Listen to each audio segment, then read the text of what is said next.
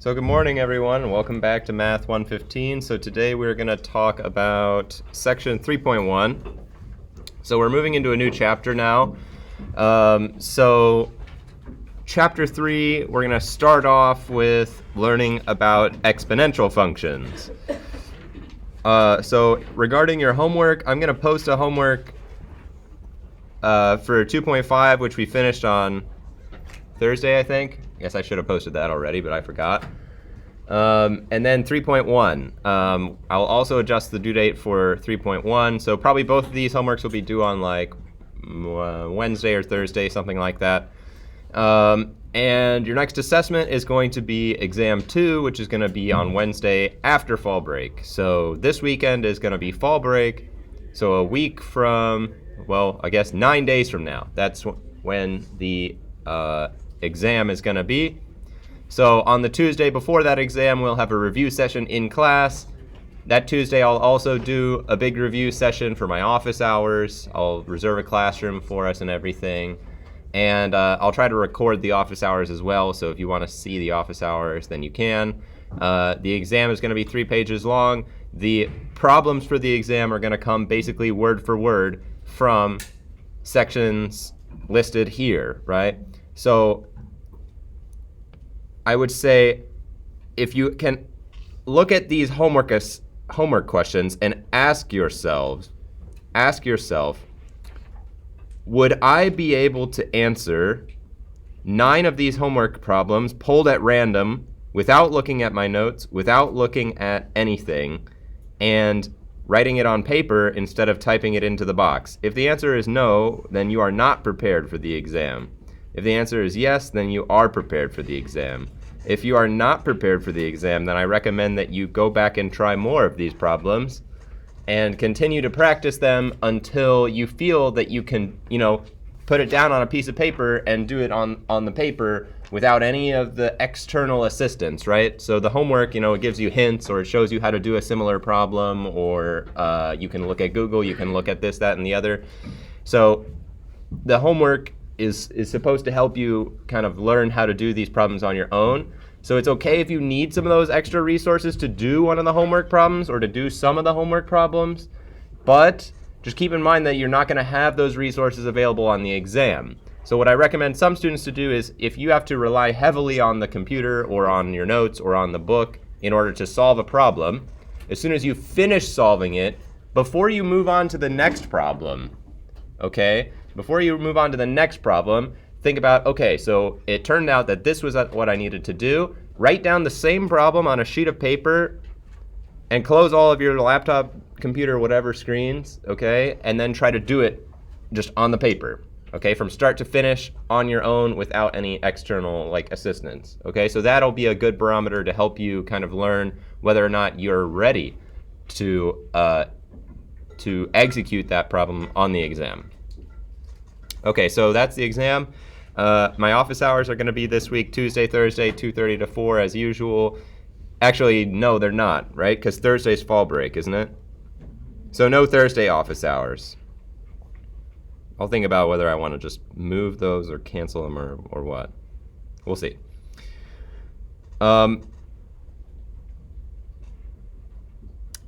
Okay, so beyond that, there's the tutoring center, so don't go there on Thursday because no one will be there. But otherwise, I think regular hours for the tutoring center.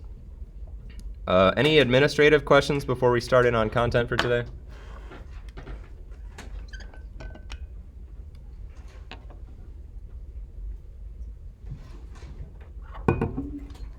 Okay, it doesn't seem like there are, so let me just quickly remind you what we talked about last time. Which was basically polynomial and rational inequalities. Okay, so for those, it basically came down to checking all of the places where our function can change sign. For a polynomial, it can only change sign at a 0. So that happens here or here. For a rational function, it can change sign at a 0 or at a vertical asymptote. Okay, so we just subdivide the domain, and we know that the function will be uniformly signed, okay? Namely, it will be all positive or all negative on each subinterval of the domain. So we divide up the subintervals Then we check the sign of a single point in each interval. Using the test point method, we can tell whether the function is positive or negative in that interval. So we had two examples, one of which was a cubic. Okay, to do the cubic, we had to get everything on one side, use the rational root test, and use long division in order to fully factor this side so that we could find the zeros. The zeros were the points where it could change sign, and we checked at which spots does it change sign or not by using the test point method. Okay, the test point method like this. And then we also did this rational one, where again, it came down to move everything to one side, get a common denominator, simplify into a single rational function, and then we have two vertical asymptotes and one zero.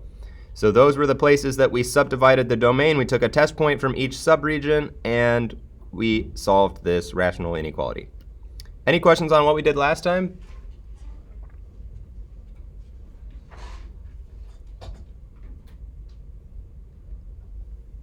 Okay. If not, then let's talk about section 3.1. So as usual, I'm gonna have to motor mouth for a little bit longer than normal today, but then we're gonna have class activity again. Okay, so, oh yeah, this is fun. So, okay, exponential functions. So our book has this kind of interesting story in it about Shashi versus the king. So Shashi was the person who invented the game of chess. And the king was so excited about this awesome new game that he said to Shashi, you can have any reward that you want, just pick whatever you want. And so what Shashi said was, well, what I want you to do is take my chessboard, right? Take my chessboard with all of the squares. And in the first square, I want you to put 1 grain of rice. And in the second square, I want you to put twice what you put in the first square. So 2 grains of rice. And then 4 grains of rice. And then 8 grains of rice on all of my 64 squares of the chessboard. And the king said, well, that's a really stupid reward. You could have asked for anything. Except it turned out that by the time he added up all of these things all the way to the end, there were so many grains of rice that the kingdom was basically indebted to Shashi for like an eternity. So the king decided to have Shashi's head cut off. That was his result, his fix. So anyways, what is the point of this story? The point of this story is that exponential functions are the most important function that you will ever come to understand. And that is because compound interest is a form of an exponential function. And compound interest is going to be how you save for retirement. Okay, so this is like the most important thing that you will ever learn in a math class, is how to do exponential functions and how to understand compound interest. Because that is how you do something like invest $50,000 in your 20s and have $1 million when you're 65, okay? Which it's, considering inflation, it may not necessarily be enough for you to completely retire on, but it's gonna be a massive help, okay? So basically, if you can invest early, it's really helpful, because if you think about the chessboard, right? He's not really earning a lot of grains of rice from the first few, right? The big payoff in grains of rice is coming from like the last couple of squares, right? That's where he's basically like doubling his profit, is from like these last couple of squares. So the earlier that you can invest, then later on you will have a couple extra years where your investment earns a buttload of money. So let's talk about how we do exponential functions. So it's just the following. The form of an exponential function is going to be f of x equals a to the x. F of x equals a to the x, where a is just a number. Okay, so a common misconception is that, okay, f of x equals x squared is quote unquote exponential. It's not exponential. There is an exponent, okay? There's an exponent, but we wouldn't call it exponential. A function that we would call exponential would be something like f of x equals 2 to the x.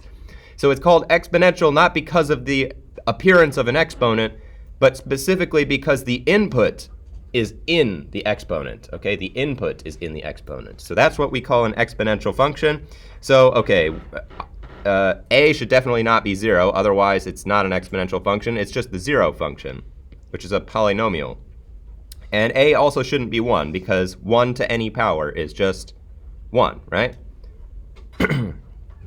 Okay, so, oh yeah, also a shouldn't be a negative number, right? Because if a is a negative number, then if we do like a negative number to an even power versus an odd power, then we're going to get positive or negative. This is going to be like some flip-flop behavior. And it's not clear how to do like it's not clear whether we're allowed to do, say, like -1 to the 1.5. Or not to the 1, yeah, to the 1.5. Something like that is a little bit confusing. Okay, so that's our A. So I just want to remind everyone of some basic exponent rules. I'm going to go through these really fast. If you forgot how to do these, then it's critically important that you come to my office hours or go to the Blackboard page where I've posted some extra practice for exponent rules. Okay, so a to the x times a to the y. We've been doing this for a while now. What do I get? A to the x plus y. Good. And then a to the 0, I get 1, regardless of what a is. How about a to the x over a to the y?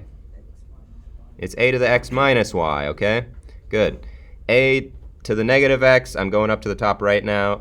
By the same principle, it's just 1 over a to the x. How about this one? A to the x to the y. X times y. Okay, so these are the ones that people often get confused. Okay, is when should we add the exponents versus when should we multiply them? A times b to the power x is going to be just a to the x times b to the x. And a to the x over b, or sorry, a over b to the x is going to be a to the x over b to the x. Okay, so just a quick reminder of some of these exponent rules. They're going to be taken pretty much for granted as we move forward. So if you want some extra practice, then go see that document on Blackboard. It will help you a lot if you practice through those problems. Okay, so let's talk about graphing. Well, basically the graph of an exponential function is, for the most part, it's going to look something like this, okay? So you can imagine your money doing something like that would be great, right? Or you can also think about like a half-life problem, or you can think about like a drug in your body is being dissipated, then it looks something like this maybe, right? Where it's getting less and less and less, but slower and slower and slower decay rate. Okay, so this is what the graph of an exponential function looks like. I mean, if you want to see y, just try doing something like, just try doing f of x equals 2 to the x. When x is 0, it's 1. When it's, when it's 1, it's 2. When it's 2, it's 4. When it's 3, it's 8. When it's 4, it's 16, right? So what does this look like on a graph? Well, we put on 0, 1, and we also put on 1, 2, and then 2, 4 is going up faster, and then 3, 8 is going up even faster, and then 4, 16 is like up here, right? So it looks something like this. And we can also plug in negative numbers, right? What would -1, what would -1 give us if we plug that in for x? That would give us a half. And -2 would give us 1/4. Right? So it's going like down over here, right? Okay, so this is what an exponential function looks like. So I want to talk about the 2 points which are always going to be on the graph of an exponential function. And those are the following.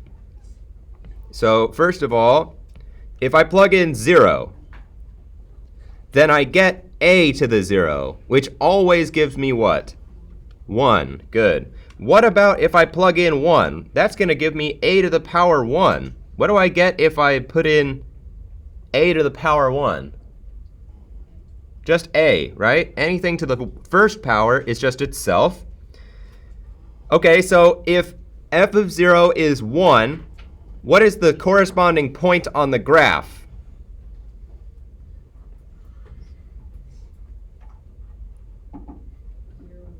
Yeah, 0, 1, right? Because the x value is what goes inside. So 0 is what I plug in. The output of the function is what the height of the graph is. Okay, so the other one is going to be the point 1a. Okay, so you can always graph 2 points on the graph of an exponential function, namely the point 0, 1 or the point 1a and the point 1a. Okay, and so what if I were to say add 3 here? Well, what if I were to add 3? Well, the only thing that's going to change is that the 2 points are not going to be 0, 1 and 1a. What are they going to be? They're going to be 0, 4 and 1a plus 3, whatever that number is, right? So we can also think about exponential functions as having transformations, okay, whether they're stretches or shifts or reflections and so on and so forth. Okay, so any questions so far about graphing exponential functions?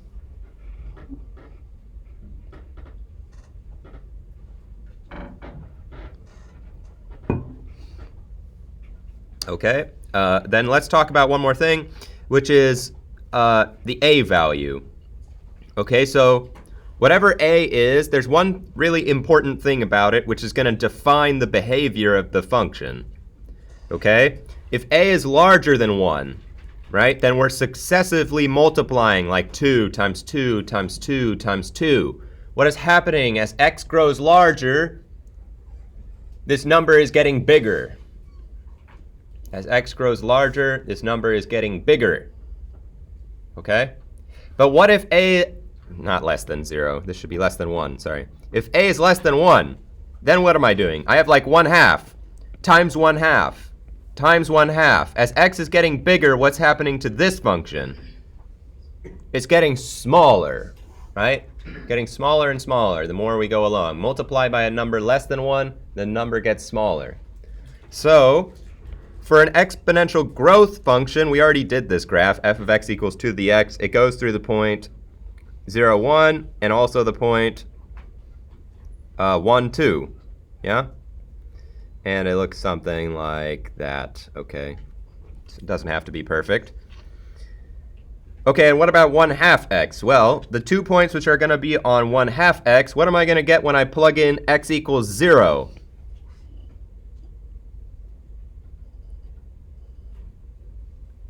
What do I get if I do 1/2 to the 0 power?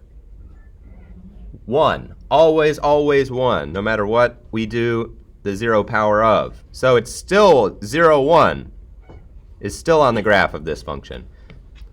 What about if I plug in 1? What would I get? I would get 1/2 to the 1, and anything to the first power is just itself, so I get 1/2. So on this graph, instead of going up to 1, 2, we're going down to 1, 1/2. Okay? And it's going to go, oops. It's going to go down like this, okay? And on the other side is where it's going to go up. Okay, because think about that. If you were to do 1/2 to the -3, that's the same as 1 over 2 to the -3, which would be the same as 2 to the 3, right? Which would be 8. Okay, so negative powers are going to make us divide by 1/2. Dividing by 1/2 is the same as multiplying by 2. Okay, so that's a demonstration of how we would graph those two functions. So exponential growth happens when the a value is bigger than 1, and exponential decay is what we call this process. So we're always talking about things as we move from left to right, okay? So this is why we call it growth, because the height of the function is growing as we move from left to right. This one, the height of the function is decaying. It's going down as we move from left to right. Okay, any questions on growth and decay?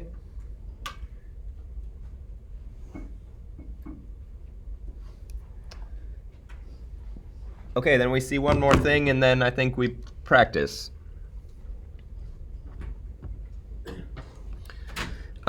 We have the domain and range. Okay, this is way too much text to put on the screen. Domain and range. Let's just start with that. Okay, so let me move it up, in fact. I'm going to move it up here and not overwhelm you with too much stuff on the screen at the same time. Okay, the domain and range of an exponential function. Well, think about what powers can I do? Well, you know, any positive power is okay. A 0 power is okay. If I plug in 0, I would just get 1, right? And a negative power is also okay because a to the negative p would just be 1 over a to the p. That's also fine because a is not 0. So there's no situation where I'm going to create a division by 0. There's no situation where I'm going to create the square root of a negative number because a is positive, right? We remember a is positive and a is not 1. So there's no dividing by 0 because a is not going to be 0. And there's no creating square roots of negative numbers because a is a positive number and we're doing a power. So the domain is just going to be all real numbers because there's no problems, right? There's no number that I can plug in that is going to cause a to the x to be anything except for a real number. Okay, and then how about the range? Well, the range is going to be 0 to infinity. Let's see why. If you look at a function like 2 to the x, well, you agree with me that however high you want to go, I can find a number x, which I plug into the function 2 to the x, such that the height of the function is even bigger than that, right? So the range is going to be infinity, 0 to infinity, with the infinity as the upper bound because it can go up as high as it wants to go, depending on how big you make x. But what's the smallest that it can possibly get? Well, the way we make an exponential function small is by plugging in very negative numbers, something like 2 to the negative 1,000. What is 2 to the negative 1,000? That's just 1 divided by 2 to the 1,000, right? So if I were to multiply 2 with itself 1,000 times, you get an absurdly large number. But no matter how big this denominator gets, this number will never be 0. This number will never be 0 because I'm taking a positive number divided by another number, right? There's no way to make it 0 just by definition of like fractions, right? You're gonna have a very tiny fraction, but you can never make it all the way to 0. Okay, so let me delete that. Whoa. Okay, so that's the range. We can go all the way down as close to 0 as we want, but we can never touch 0, so we don't use a bracket, okay? And the infinity on the top just means that the function can be as large as needed. I can find an x value, which will make it larger than any real number. And it works regardless of whether we have decay or growth, right? Because I can just go up, up, up in this direction or close, close, close to 0 in this direction, right? Okay, so that's the domain and range of an exponential function. Any questions on that? Okay, then we're going to have a class activity now, which is going to be graphing transformations of exponentials. So what I have shown you is how to graph an exponential function. Namely, we use those 2 points, right, that are always on the graph of an exponential function. And what we're going to do now is graph some transformations of exponential functions, okay? So we got some reflections, some horizontal shifts, some vertical shifts, some stretches, and so on. So we're going to try to graph these 3 functions first. And if your group can graph all 3 of these functions, then I'd like you to work on this challenge problem, okay? So the challenge problem is, if I have an exponential function with this form, where c and a are real numbers, and I have 2 points on the graph of this exponential function, I want you to try to find what is c and what is a. Okay, find c and a. So this is the class activity. Go ahead and form into groups, and I'll be walking around to help you all as we go along.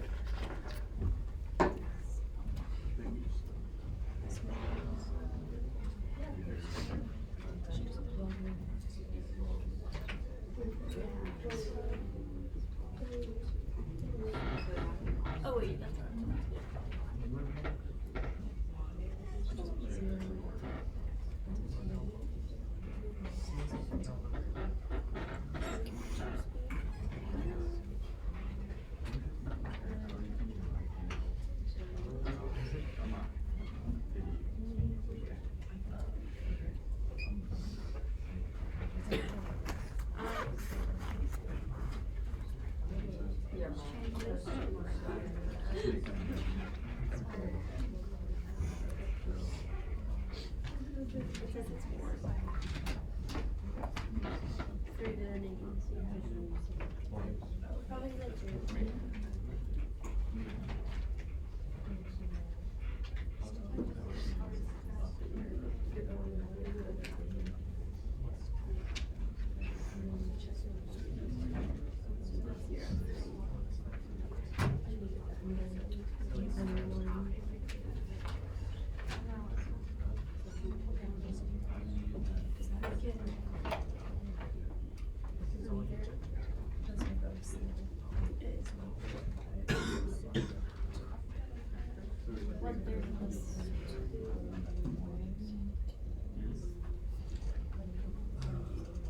what was the question?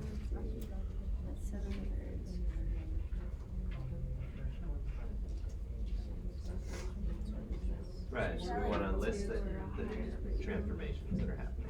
Right. So let's go back to our page. So what do we see here? What kind of transformations are we going to have on this function? It gets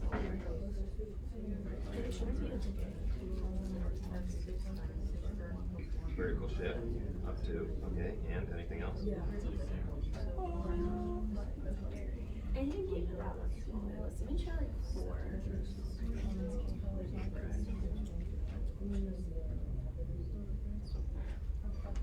Yeah, horizontal work. Right. So what we want to do maybe first is try to graph the function, the parent function, right? Which in this case, what is the parent function? The parent function is 3 to the x. So we know how to make the graph of this. Yes. This is the same process we just did, right? How would I make the graph of this? I would take the graph of this and do what to it? Up to and up, right? But gotta do it in the correct order, right? So is it? Connor?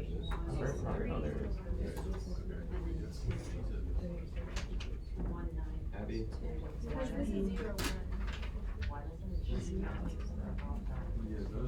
Wait, I thought inside the brackets was up and down. We don't have brackets. It's outside the brackets. What are you looking at? So I'm No.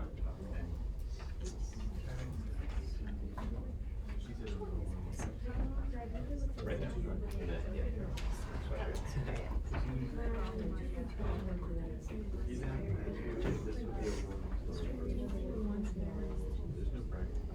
Right, so in this situation, where are our brackets really? Our parentheses here are gonna be here. Okay. So this is where we see like when we talk about inside the parentheses for an exponential function, what we're talking about is inside the exponent. So this is an addition of 2 outside of the parentheses. What does that produce? Vertical.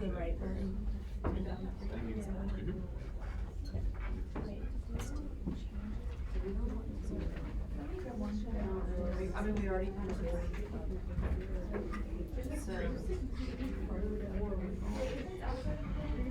So then 2. How long is it? My bad. Wait. Okay, so not 4.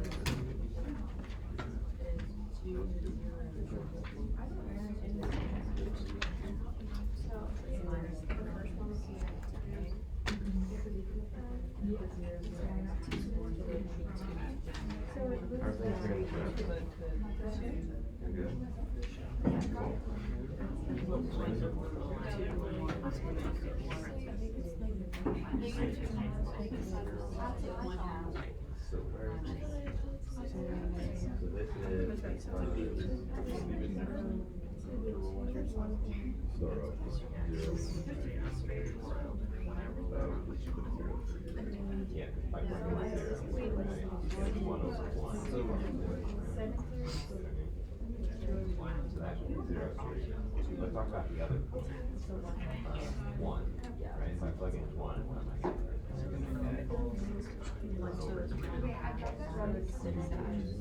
Wait, was that for one? I got one. Exactly. So Should we do yeah, one more? subtract Do you want to do like a regular one, like 4?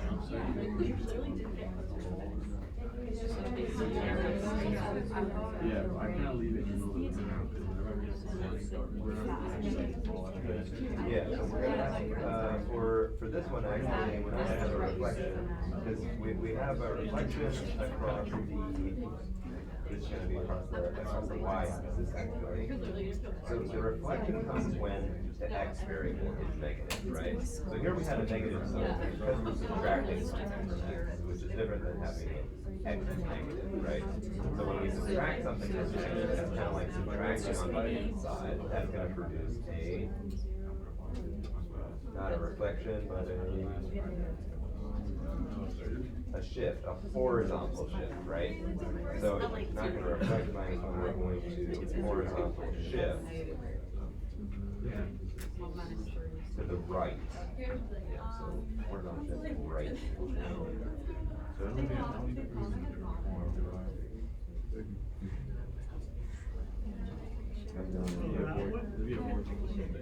Any question?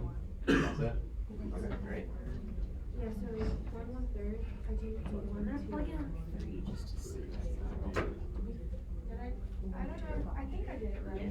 But I think the graph is confusing. I just think like this. Oh, that makes sense because it went down.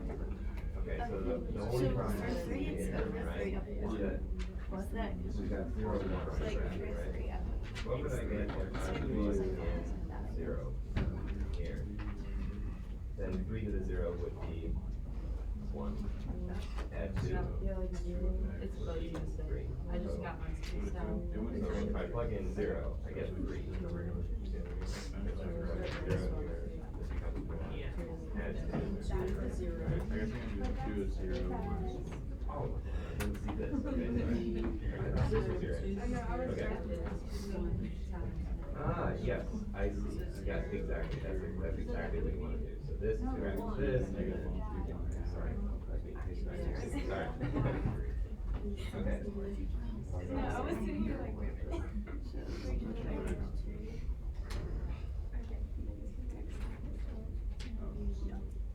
So 3 to the minus x, right? If I have a negative power, how can I rewrite it? Would be write it as 1 over 3 to the x. What kind of exponential function is this?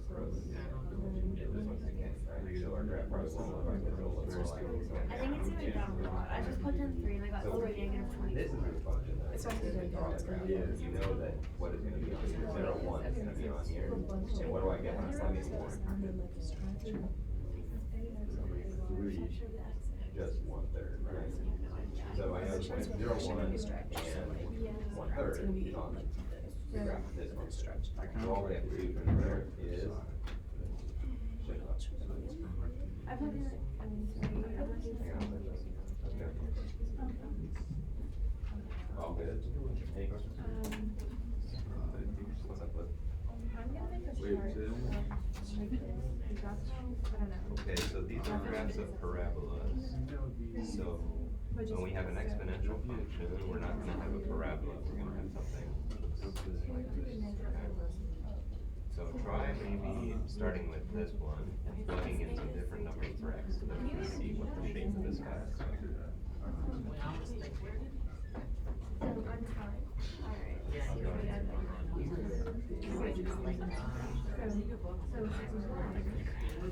you don't have any questions? Oh, it's so close to testing. So, Because I got like really nervous, right? I don't know why. I remember when there was things that I thought were important. It was 10 pages long. I hope it's really For example, we want It's to just like weird because it's such a, I don't know, zero is not it's simply achievement. right? Like that is not how it's supposed to be. Negative, when I was, and then 4 I got negative 30, so it's about to get helps. Like, I literally felt like. 0, 1 and 1. And I was like. One big, right? So this would be minus 1, put 0, and have a horizontal. White with 0, right? If I want to graph a function of 3 to the minus x plus 2, I can graph it very quickly by just saying, well, the point 0, 1, rather than going to like a point 0, 3, So that'd be negative and then not point 1, 1/3, but 1, 2 and a third, right? So it's like this. That's like a transformation. But you can graph 2 points. Yeah, I got negative 4. So I guess it goes. I don't like writing these and I can't read.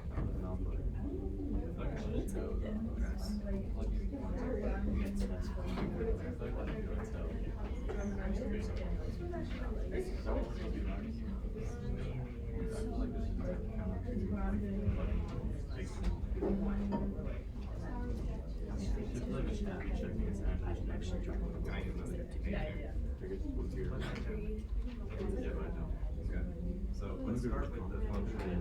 Okay, so we're supposed to do 3 to the minus x plus 2, which if you think about it as a domain, is kind of like a base of 3 to x.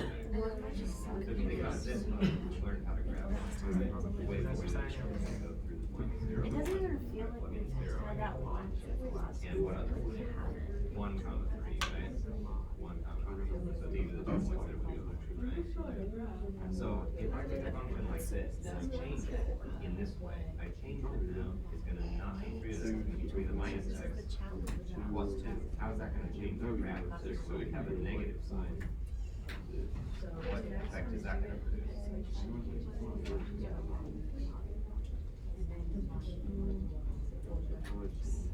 So what is the opposite of that? Make it more specific. So it's not going to go down.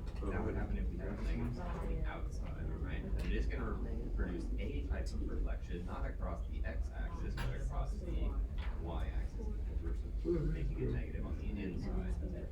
So what would it have? What would it look like if I reflected this across the y-axis? It would look like this, right? It's like 1/3 to the Now what do we have to do? Up to. So what do it look like? It's going up to. It's not going to go to. It'll be 1 over It's still 0.01. Negative or 2 to the negative 1. 3, right? So rather than going through these 2 points, where they're going to go through, it's going to go 0 and 3.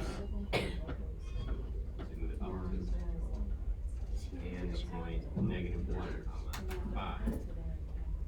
So it would look something like this. And instead of getting closer and closer and closer to 0, we're going to get closer and closer to 1. So it'd be C So as we times go 8 or to x, negative.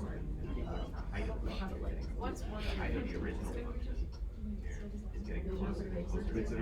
Then we move it up. So instead of getting closer and closer to 0, it's going to get closer and closer to 2. Does it become increasingly smaller?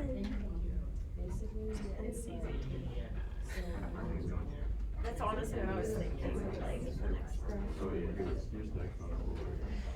Oh, is it that big? Or is So it it applies on the bottom. the other? So like the two. Wait,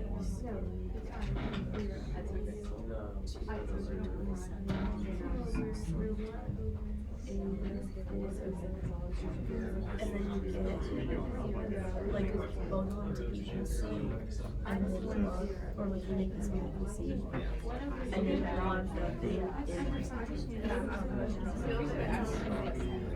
Okay. So we do. You get C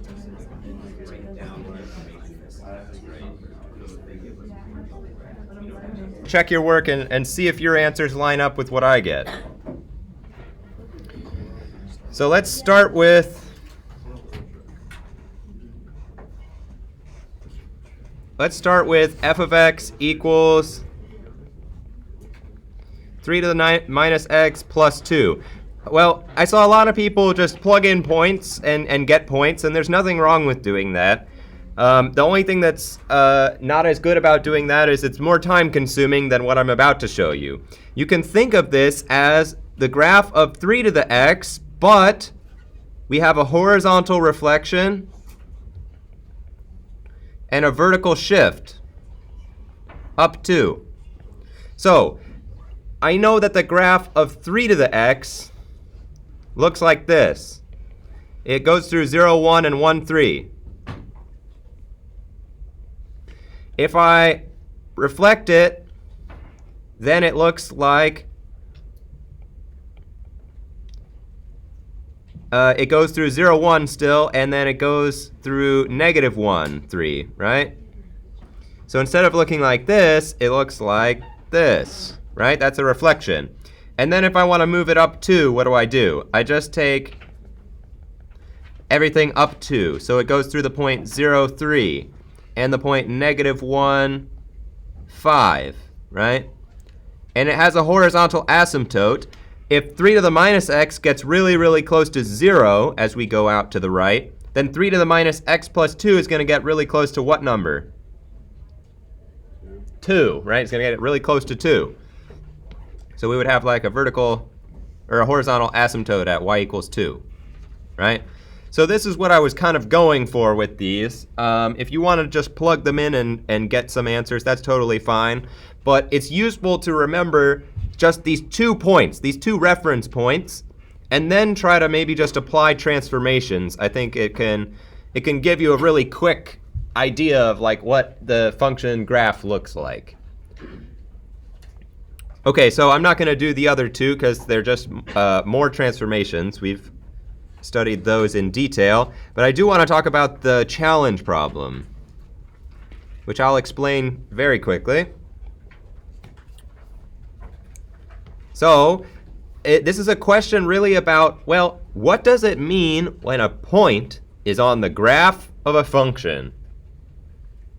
What does that mean? What that means is if I take the x value and I plug it in for x in the function, then the output is the y value, which is to say that q of negative 1 would be what I get when I do c times a to the negative 1, which would be c divided by a.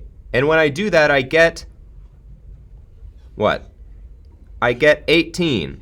And when I do the other one, q of 4, if I plug in 4, I get c times a to the 4. And that tells me, if I do that, I get 2 over 27. I get 2 over 27. So now I have the information all written down here. How can I use these 2 equations to figure out what is c and what is a? In fact, I'm going to make this less confusing by deleting that here. I don't want to even add that in here. Is there a way that I can manipulate these 2 equations in order to figure out what a is?